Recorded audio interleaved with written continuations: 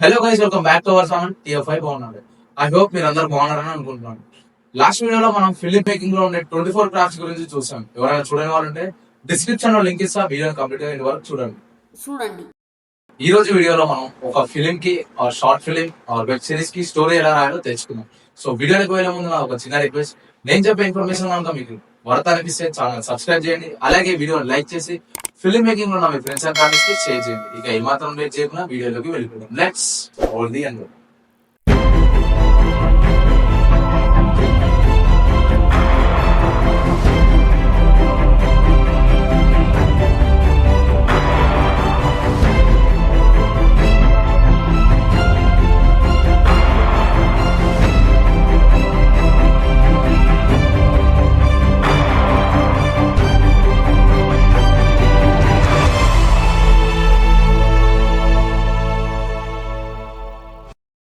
Making movies is about telling a story visually. ఇక్కడ visually అంటే ఏదో పెద్ద ఏం లేదండి, మీకు సింపుల్ గా అర్థమయ్యేలా ఒక ఎగ్జాంపుల్ తో చెప్తా వినండి. సో నేను ఇక్కడ ఎగ్జాంపుల్ గా మన దసరా మూవీని తీసుకోబోతున్నాను. సో ఈ పర్టికులర్ షాట్ లో డైరెక్టర్ చెప్పాలి అని అనుకున్న విషయం చెప్పేశారు. హీరోకి వెన్నెల అంటే చాలా ఇష్టం, తను ట్రై చేసిన వెన్నెల తనకి దొరకదని ఒక్క షాట్ లో మనకు చూపించారు. ఇది విజువల్ గా చూపించడం అంటే ఇది. సో మీరు ఎంత బెటర్ గా స్టోరీని విజువల్ లో చూపిస్తారో అంత బాగా ఫిలిం మేకింగ్ లో ఉండొచ్చు. నేను మీకు ఇప్పుడు సింపుల్ గా ఒక బేసిక్ ఫార్ములా చెప్తా, ఒక స్టోరీని ఎలా రాయాలో. ఆల్మోస్ట్ అన్ని మూవీ స్టోరీస్ ఇలాగే రాసుకుంటారు. ఇది అన్నిటికీ ఒక బేసిక్ ఫార్ములా అనమాట. సో ఈ బేసిక్ ఫార్ములాని నేను 5 స్టెప్స్ కింద డివైడ్ చేశాను. చూద్దాం ఆ విండో. స్టెప్ 1, మీరు రాయబోయే స్టోరీలో ఒక హీరో ఉన్నాడు. సింపుల్ గా ఎగ్జాంపుల్ తో చెప్తా వినండి. అనగనగా ఒక రాజు ఉండేవాడు. అట్లా మీ అనుకున్న స్టోరీలో అనగనగా ఒక హీరో, మీరు అనుకునే క్యారెక్టర్ ఎవరైతే ఉందో అది హీరో క్యారెక్టర్ లా రాసుకోవచ్చు. ఇక్కడ ఖచ్చితంగా హీరో అంటే మేల్ అంటే అబ్బాయి అవ్వాల్సిన అవసరం లేదు, అమ్మాయి అయినా పర్లేదు మనకి. కానీ మీరు అనుకునే క్యారెక్టర్ మీరు రాయబోయే స్టోరీకి మీద డిపెండ్ అయి ఉంది. సో స్టెప్ 1, మీరు ఒక హీరో ఉండేవాడు అని అనుకోవాలి. Step 2, hero faces difficulties or problems. So step 1 లో మీరు మీ స్టోరీకి ఒక హీరో అనుకున్నారు కదా. స్టెప్ 2 లో ఆ హీరో కొన్ని ప్రాబ్లమ్స్ ఫేస్ చేయాలి, ఖచ్చితంగా ఫేస్ చేయాలి. సో మీరు అలా స్టోరీ రాసుకోవాలి.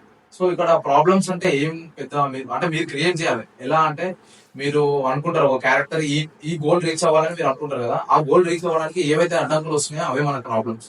సో ఈ ప్రాబ్లమ్స్ వల్ల ఒక సింపుల్ గా చెప్తాం మీకు వినండి.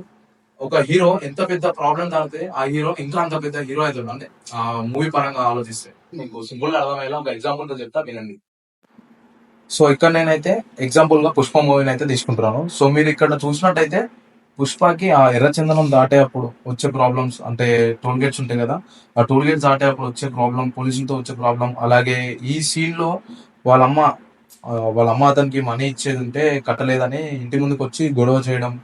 అండ్ బిగ్గెస్ట్ ప్రాబ్లం ఏంటంటే మంగళం సీను గోడౌన్ ని పుష్పకి అప్పచెప్పి వెళ్తాడు.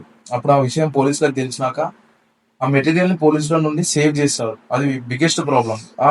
అంటే ఎన్ని బిగ్గెస్ట్ ప్రాబ్లమ్స్ జరిగితే ఆ హీరో క్యారెక్టరైజేషన్ పెరిగి ఆ ఒక హీరోలా అనిపిస్తాడు.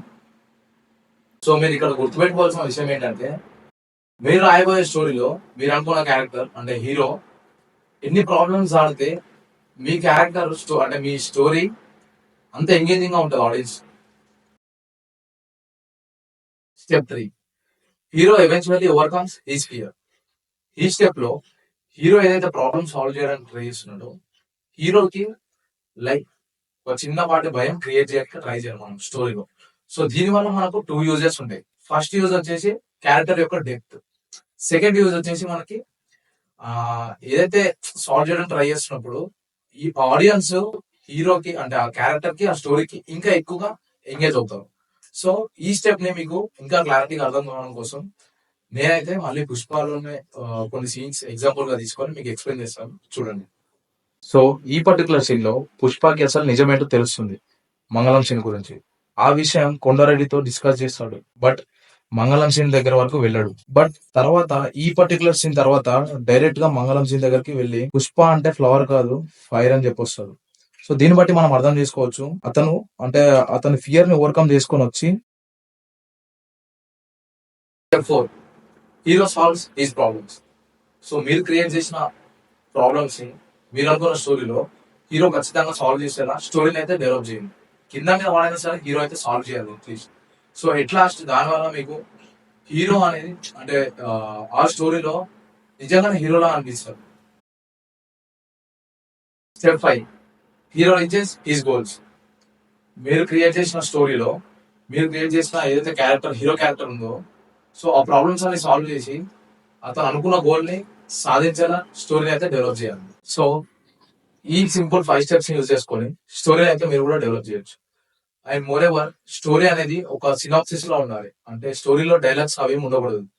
అండ్ మీరు రాసే స్టోరీ మేబీ మూవీకి అయి ఉండొచ్చు, ఆర్ షార్ట్ ఫిల్మ్ కి అయి ఉండొచ్చు, ఆర్ వెబ్ సిరీస్ కైనా అయి ఉండొచ్చు.